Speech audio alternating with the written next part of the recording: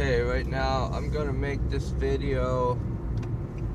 It's gonna be like a journal of what I'm going through. I haven't told a lot of you guys yet, but I've been falsely accused of domestic violence, and today is the first day of pre-trial, which means I've already pled not guilty to the allegations, and I gotta go in there and tell the judge why I'm not guilty, how I'm not guilty, and show proof of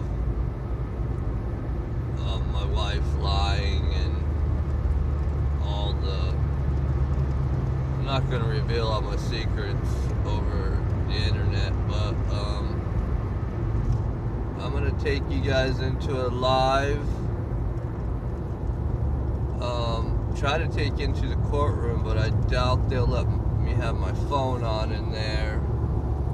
But if not, I will, when I come out, do a little testimony on what happened and let you guys see how the justice system really works in the state of Florida, and how just being falsely accused of domestic violence, which is a misdemeanor, and you have children, what it can do to affect your children. And you know, if you go online and research, you'll see that a lot of women's attorneys, I'm trying to drive here and people are going slow, but you'll see a lot of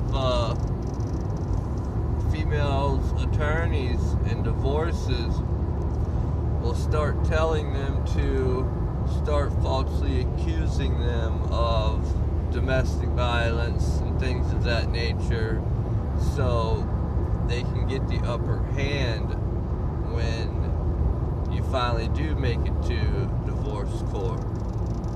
Well, I've been trying to get a divorce for almost 2 months now, and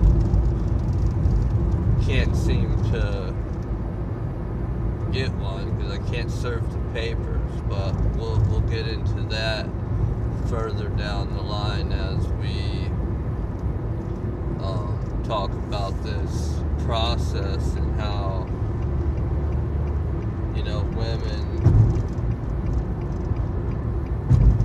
use children to manipulate the system and hurt their spouse. You know, and that's what it all boils down to. You know, it's just flat out ridiculous, and a lot of fathers out there just give up because of simply what I gotta go through just to be able to get visitations, and until I can prove. You know, I got a stack of paperwork here of my wife overdosing, all in front of children, being Baker acted. I mean, the stuff is crazy, it make you sick. And I tried to present it to the judge last time I was there, and she did not even want to listen to it, did not want to see it, nothing. So, you know, it goes on to show you why the system it's not fair. And I've reached out to a few news stations, such as local news down here, Channel 10 and 13, and I've even went national and I've talked to Nancy Grace, and trying to get this on there so we can start getting these fathers that are falsely accused just to stop. Right now, it's, if you falsely accuse somebody in a few states, that you can be charged. In the state of Florida, it hasn't reached that point yet. But let me give you one number. I think it was in California. There was 34,000, almost 35,000 cases of domestic violence last year. Well, only 3,000 of those cases were found to be true. That means 31,000 cases were falsely accused victims, but had to be drugged through the criminal process. And it all starts in the beginning, just like in my case. When the police come to the house, they already have it set in their mind. They're taking the man to jail regardless. You know, in my situation, the cops sat there and said, I believe your wife attacked you first, but your stories don't match up. Alright, of course our stories aren't going to match up. So,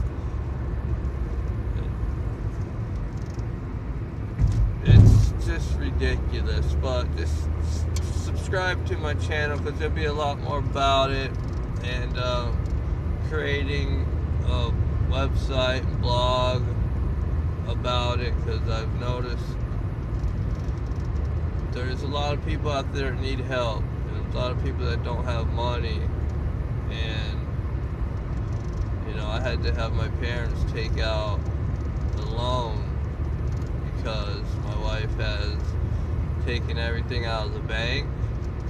She was told not to touch any of her things in our home, but our home is completely empty, and so far she's gotten away with it. Now you tell me, how in the world is that right? That I'm falsely accused of something and I have lost everything I own, down to my clothes. I've lost my daughter, I've lost my home, I've lost every penny that was in the bank, I've lost everything that was in our house, which all you guys know that everything's in your house. Sentimental stuff I had when I was a kid that can't be replaced.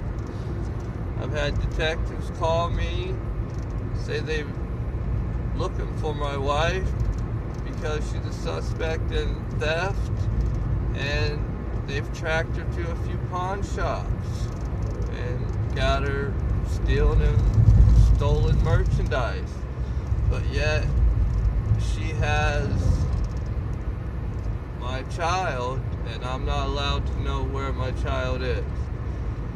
We'll get deeper into this story as all this unfolds, because I'm not sure what I can and can't say without getting myself in trouble. And there's a lot I want to say, and a lot I'm going to say, and I'm going to do whatever I can to get this story out there to the right people. And I believe I've got it headed in that direction. So, alright, it was nice talking to you guys today, and I hope you enjoy at least this little adventure today. I'm not going to enjoy it, but you'll get a little bit of inside how the justice system works in Florida. Alright, as you can see, I'm driving. I need to concentrate. So you guys have a great day. Talk to you later.